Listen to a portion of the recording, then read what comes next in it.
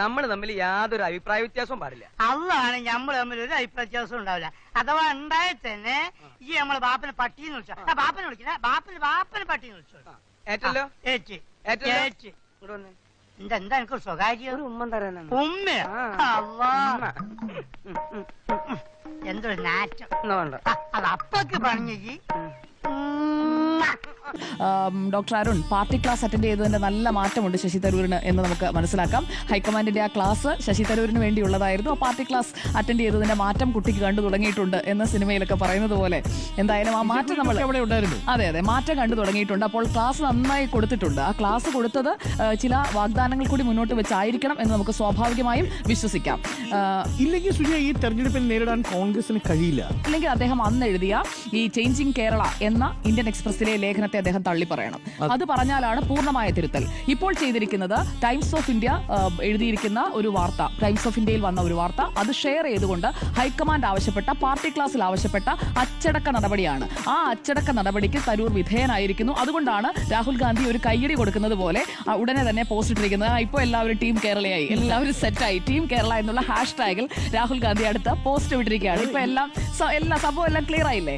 Indian എക്സ്പ്രസിൽ എഴുതിയ ലേഖനം എന്താ? പുതുതായിട്ട് തുടങ്ങിയ സംരംഭങ്ങളുടെ പട്ടികയിലെ ഗ്ലോബൽ സ്റ്റാർട്ടപ്പ് എക്കോസിസ്റ്റം റിപ്പോർട്ടിനെ ഉദ്ധരിച്ച് ലേഖനം എഴുതുന്നു. പക്ഷെ തിരുത്താൻ പറഞ്ഞപ്പോ തിരുത്തിയില്ലേ?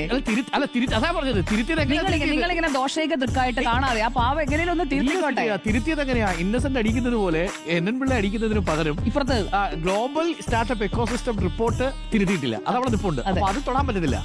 ബ്രാപ്പ് റാങ്കിങ്ങും തൊടാൻ പറ്റത്തില്ല. കാര്യം ബ്രാപ്പ് റാങ്കിങ് എന്നുള്ളത് കാരണം പഠിച്ചിട്ട് എഴുതിയ ലേഖനം അത് തൊടാൻ പറ്റത്തില്ല. അപ്പൊ പിന്നെ മുൻപിലുള്ളത് നോക്കിയപ്പോ ടൈംസ് ഓഫ് ഇന്ത്യ ലേഖനം. ടൈംസ് ഓഫ് ഇന്ത്യ ലേഖനം തിടുക്കത്തിലെടുത്ത് എക്സ്പോസ് ചെയ്തപ്പോൾ ഒരു കാര്യം പുള്ളി മറന്നുപോയി. അതേ ലോക്സഭയിൽ തന്നെ ഇതേ പീയൂഷ് ഗോയൽ കൊടുത്ത കണക്ക് പ്രകാരമേ കണക്ക് മുമ്പിൽ നിൽക്കുക. ആ കണക്ക് നോക്കിയില്ല. ഞാൻ അത് പോട്ടെന്ന് വെക്കാം. സംസ്ഥാന നിയമസഭയിൽ 1 മാസം മുമ്പ് തന്നെ ഈ കണക്ക് വന്നിട്ടുണ്ട്. അതും പുള്ളി ശ്രദ്ധിച്ചില്ല. അതായത് ശശി തരൂർ ഇന്ത്യൻ എക്സ്പ്രസിൽ ലേഖനം എഴുതുന്നതിന് മുൻപേ അങ്ങനെയാണെങ്കിൽ ഉണ്ടല്ലോ.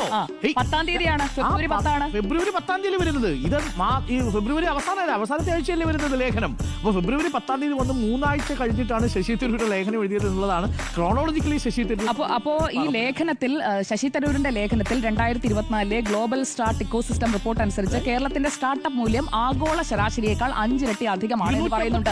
ഞാൻ ഈ കാര്യത്തിൽ എന്റെ സ്ട്രോങ് ആയിട്ടുള്ള സ്റ്റാൻഡ്, അങ്ങനെയാണെങ്കിൽ ഈ കാര്യം തെറ്റാണ് എന്ന് ശശി തരൂർ പറയണം. അതായത് സർക്കാരിന്റെ അവകാശവാദങ്ങൾ തെറ്റാണ് എന്നുണ്ടെങ്കിൽ ഈ അവകാശവാദമാണ് വ്യവസായ മന്ത്രി ആവർത്തിച്ച് പറയുന്നത്. വ്യവസായ മന്ത്രി എൻഡോഴ്സ് ചെയ്ത ശശി തരൂരിന്റെ ഭാഗം, അല്ലെങ്കിൽ CPIM എൻഡോഴ്സ് ചെയ്ത ഭാഗം എന്ന് പറയുന്നത് ശശി തരൂരിന്റെ ഈ ലേഖനമാണ്, ചേഞ്ചിങ് കേരളയാണ്. അതിനെ തള്ളി പറയണം. അതിനെ തള്ളി പറഞ്ഞാലല്ലേ ഹൈക്കമാൻഡ് പറഞ്ഞ തിരുത്തലാവുകയുള്ളൂ. ഇതിപ്പോൾ പേരിനൊരു തിരുത്തി അവരെ അങ്ങ് പറ്റിക്കുകയാണ് ചെയ്തത്. രാഹുൽ ഗാന്ധി പാവം അത് വിശ്വസിച്ചുകൊണ്ട് ഉടൻ തന്നെ ടീം കേരള എന്ന് പറഞ്ഞുകൊണ്ട് ഒരു ബ്ലാക്ക് ആൻഡ് വൈറ്റ് പടവും പോസ്റ്റ് ചെയ്ത് കഴിഞ്ഞു. ഇതൊരു ടാക്ടിക്കൽ പ്ലേ ആണ് ശശി തരൂർ കാണിക്കുന്നത്. അത് ഹൈക്കമാൻഡ് CCTV വെച്ചിട്ടുണ്ടെന്നാണല്ലോ പറഞ്ഞത്. അപ്പോൾ ആ CCTV ഇത് പെടുമായിരിക്കും. ഇത് ശ്രദ്ധിക്കേണ്ട കാര്യം തന്നെയാണ്. ഇവിടെ വ്യവസായ നയത്തെ, അതുപോലെ തന്നെ കേരളത്തിലെ ബിസിനസ് അന്തരീക്ഷത്തെ പുകഴ്ത്തിയത് അവിടെ നിൽക്കുകയാണ്. അത് രണ്ടും തിരുത്തിയിട്ടില്ല. എന്തായാലും മുഖ്യമന്ത്രി പിണറായി വിജയന്റെ ഭരണത്തെ പുകഴ്ത്തിയതിൽ നിന്നൊന്നും ശശി തരൂർ പിന്നോട്ട് പോയിട്ടില്ല എന്നുള്ളത് വ്യക്തമാണ്.